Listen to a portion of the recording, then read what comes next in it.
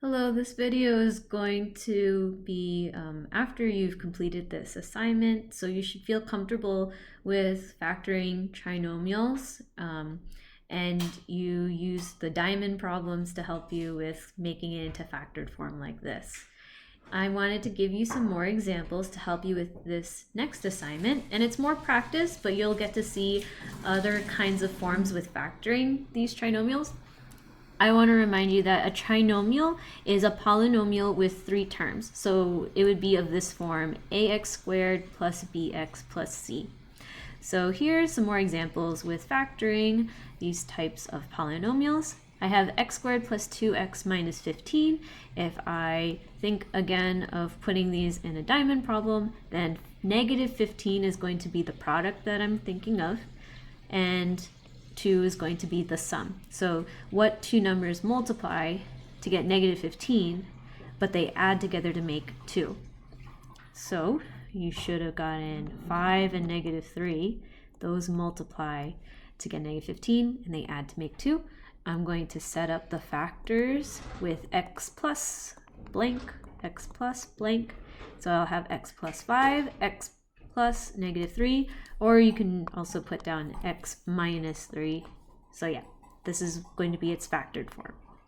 Now for number 2 here, I have x squared plus 8x plus 16. Let's set that up again. And I have 16 for the product. 8 is what I want them to add up to. So the two numbers that multiply to get 16 are 4 and 4, and they add to make 8. Now this one's interesting because maybe we haven't seen many of these kinds of examples, but they're going to end up showing the same factor, the repeating factor, and that is totally fine. And what's also fine with this is that you can rewrite this as x plus 4 squared, since they're the same group being multiplied by itself. Okay, so either of these would be a correct answer for that. Okay, I just wanted to show you that there are different forms for it. Let's show this one here for x squared minus 10x plus 25.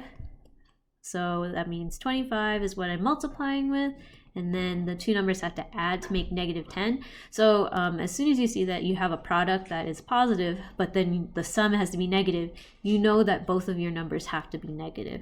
Okay, and I should have negative 5 and negative 5. Okay, this is also showing me that they have same numbers, so we're going to have the factors being the same as well. So I have x minus 5 times x minus 5, or I can also write it as x minus 5 squared. So either of these are fine in there. Okay.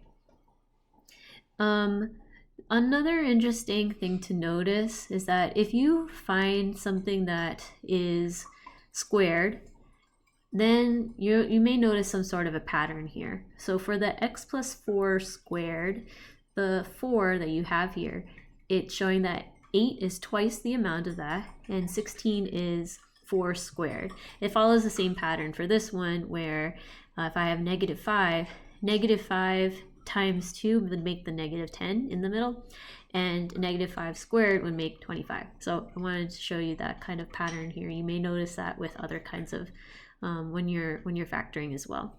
It may be a helpful pattern for you to notice. Now for this one here, I have x squared minus 81. What's interesting with that is that it only has two terms. So it's not a trinomial, instead it's a binomial because it has two terms. But this is actually factorable. And it's factorable by this formula that we call a difference of squares. So this is showing a difference of squares, meaning where do we see that difference in this polynomial? The difference is shown with the minus sign. And a square, meaning it has a perfect square that it's subtracting from. So 81 is a perfect square because there's a number that multiplies by itself to get that number. So what number multiplies by itself to get 81? If you thought to yourself 9, then you're correct. Okay, so 9 squared is going to give you 81. So with a difference of squares, there is a special formula that comes with it. If you have a perfect square with this, and I'm just going to say x squared minus a squared, that's going to be equal to x minus a times x plus a. So I'm just going to show that in here. So if we took this, and this looked confusing, I'm going to change this a to k. Okay, x minus k, x plus k, just so that you can see the difference here. So in this case, for the x squared minus 81, I'm saying that k is equal to 9. So I'm saying here that it's going to be x minus 9 times x plus 9. And let's see why exactly that works out. I'm going to show it just by showing what this makes if I multiply these two together. It should come back to x squared minus 81. So if I distribute x to x and to 9 over here, and just remember that when you're multiplying like this, you have to make sure you're distributing to everything here. So I have x squared plus 9x. And then for the next one, I'm going to multiply negative 9 times x and negative 9 times 9. Negative 9 times x is going to be negative 9x. And then negative 9 times positive 9, that's going to make negative 81. What happens when I simplify this, when I combine like terms? The like terms that I see here are negative 9x and positive 9x. That will just make 0.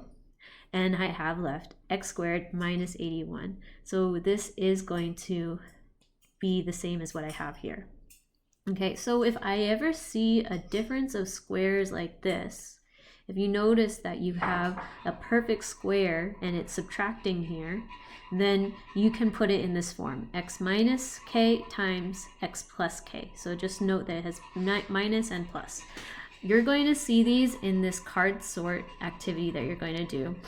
On the left side with the numbered problems, those are the factored forms given to you already.